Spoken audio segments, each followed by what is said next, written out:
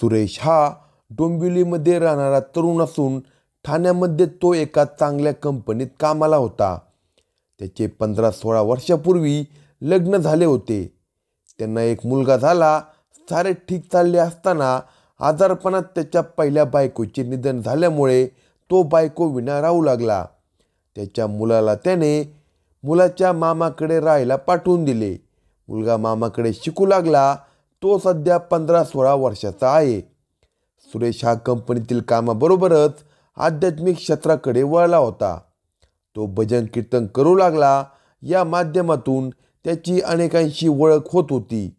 हळूहळू लोक त्याला महाराज म्हणू लागले. तो स्वभावाने चांगला वाटत असला तरी तो आतून मात्र वेगळाच होता. त्याने या ओळखीच्या पाळखीच्या माध्यमातून दुसऱ्या एका मुलीशी संपर्क साधला. गोड गोड बोलून तिला आपल्या प्रेमाच्या जाळ्यात ओढले. ती त्याच्या प्रेमाच्या जाळ्यात फसली. तिला वाटले होते की सुरेश हा चांगला तरुण आहे. दुर्दैवाने त्याची पहिली बायको वारली आहे.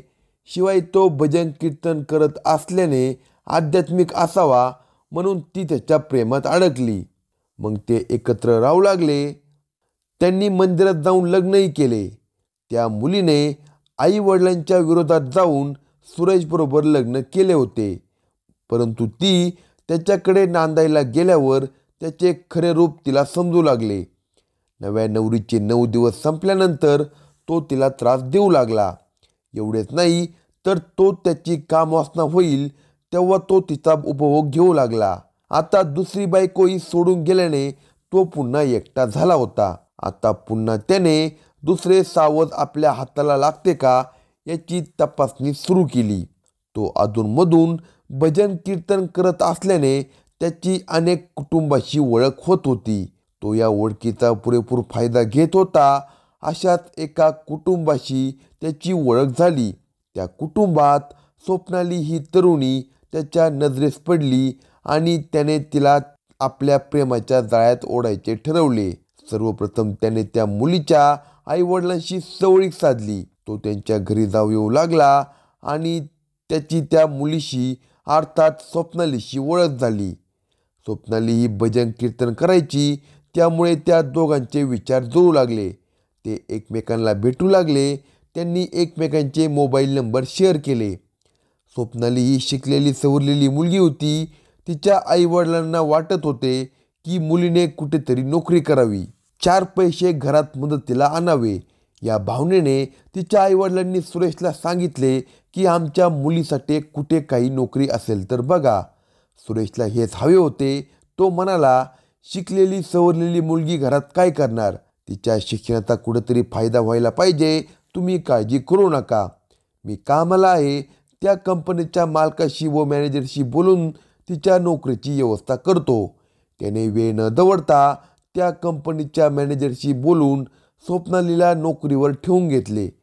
आता त्यांच्या मनातील पहिली शिडी त्यांनी पार केली होती. सुरेश व स्वप्नाली हे दोघे एकाच कंपनीमध्ये असल्याने एकमेकांना भेटू लागले होते. डबा शेअर करू लागले होते. चहा पाणी आणि वडापाव खाण्यासाठी ते एकत्र जात होते. हळूहळू सुरेशने स्वप्नालीचे मन जिंकले. स्वप्नालीला वाटत होते की सुरेश हा खूप चांगला तरुण आहे. ती त्याच्याशी मनमोकळेपणाने बोलू लागली होती. सुरेश 42 वर्षाचा तर स्वप्नाली अवघी 20 वर्षाची होती. दोघांच्या वयात जवळपास 21 वर्षाचे म्हणजे दुप्पट वयाचे अंतर असल्यामुळे ती त्याच्याशी वडिलांसमान मानून बोलत होती. पण त्याच्या मनात नीच विचार फिरू लागला होता. कधी एकदा या नवतरुणीच्या शरीराचा भोग घेतो असे त्याला झाले होते. तो तिच्यावर लांडग्यासारखा टपून बसला होता. तो संधीचा वाट पाहत होता. ती बिचारी त्याच्या नीच विचारापासून दूर होती तर तो तिला कायमचेच आपले बनवण्यासाठी तिला आयुष्यभर भोग घेण्याचा प्रयत्न करत होता. तो तिला त्याच्या वॅगनर कारमधून कधी कधी घेऊनही जात होता. आता मात्र त्याला स्वप्नालीपासून दूर राहावे असे वाटत नव्हते. त्याने एक दिवस तिला त्याच्या घरी बोलवले. ती मनमोकळेपणाने त्याच्या घरी गेली. परंतु तिला काय माहीत होते की सुरेशसारख्या नीच नराधामाच्या तडाख्यात ती सापडणार होती. स्वप्नाली ही सुट्टीच्या दिवशी त्याला भेटण्यासाठी त्याच्या घरी गेली. तिला पाहताच सुरेशला स्वर्ग 2 बोटे राहिला होता. त्याने तिचे स्वागत केले आणि तिच्याशी गप्पा गोष्टी करू लागला. गप्पा गोष्टी झाल्यानंतर त्याने तिला थंड पाणी प्यायला दिले आणि थोड्याच वेळात स्वप्नालीला गुंगी येऊ लागली. तिला गुंगी आल्याचे पाहताच सुरेशच्या मनातील शैतान जागा झाला आणि त्याने तिच्यावर झडप घातली. ती गुंगीत होती याचा गैरफायदा घेत त्याने डाव साधला. त्याने तिच्या मनाविरुद्ध तिच्यावर बलात्कार केला. थोड्या वेळाने स्वप्नालीला जाग आली तेव्हा तिला समजले की आपल्यासोबत काय झाले आहे. तिने याबाबत त्याला जाब विचारला असता तो म्हणाला की अगं काही होत नाही, मी तुझ्याशी लग्न करायला तयार आहे, काळजी करू नको, आपण चांगला सुखाने संसार करू असे म्हणून त्याने तिची समजूत घातली. त्याने तिला खोटे नाट्य सांगून तिला वश करून घेतले. तसे पाहता स्वप्नालीचे जास्त वय नसल्याने व अनुभव नसल्याने ती सुरेशच्या बोलण्याला फसली आणि तिथूनच खरा खेळ सुरू झाला. सुरेश मग स्वप्नालीला त्याच्या घरी बोलावू लागला. स्वप्नालीने त्याला नकार दिला तर तो तिला गोड बोलून ब्लॅकमेल करायचा. त्यामुळे तिचा नाईलाज होत होता.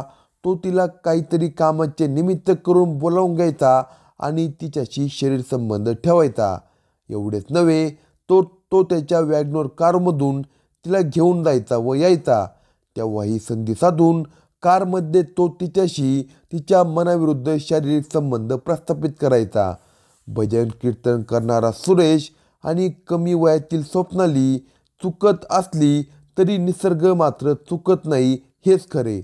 कालांतराने स्वप्नालीची पाळी चुकली आणि सुरेशचा गर्भ स्वप्नालीच्या पोटात हळूहळू वाढू लागला. परंतु हे तिच्या लक्षात आले नाही.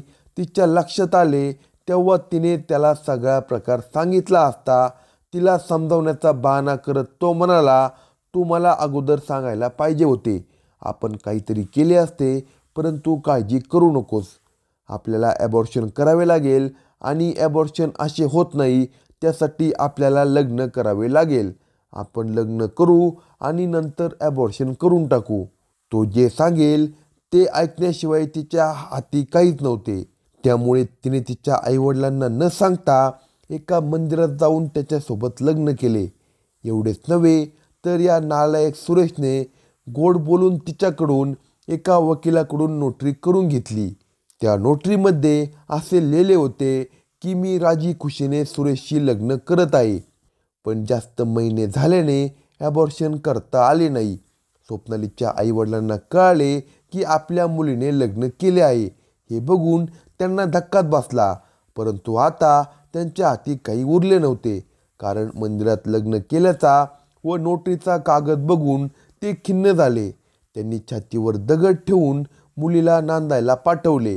परंतु मुलगी लग्नाअगोदरच गरोदर असल्याचे ऐकून त्यांना धक्काच बसला. सुरेशने स्वप्नालीला गर्भपात करायला दवाखान्यात नेले तेव्हा उशीर झाला होता. त्यामुळे त्याची चिडचिड होत होती. तर स्वप्नाली ही मात्र शांत शांत राहू लागली. तिला काही समजेना की आता काय करायला पाहिजे. एवढे मात्र तिला समजले होते की आपली फसवणूक झाली आहे. अवघ्या काही दिवसातच सुरेश आपले रंग दाखवू लागला. त्यामुळे ती वैतागली आणि तिने त्याला तिथून सोडले आणि ती माहेरी निघून आली. घरच्यांना समजले होते की स्वप्नाली आता 6-7 महिन्याची गरोदर आहे. हे ऐकून तिचे आईवडील अगोदर टेन्शनमध्ये होते. परंतु आपल्या मुलीचा सांभाळ सुरेश करणार नाही याची त्यांना खात्री पटली. त्यांनी स्वप्नालीशी विचारविनिमय केला. तिच्याकडे याबाबत विचारपूस केली असता समजले की सुरेशने तिला थंड पेयामध्ये गुंगीचे औषध देऊन तिच्यासोबत शारीरिक संबंध प्रस्थापित केले होते. त्यानंतर तो तिच्याशी वेळोवेळी शारीरिक संबंध करत होता आणि त्यातूनच तिला दिवस गेले होते.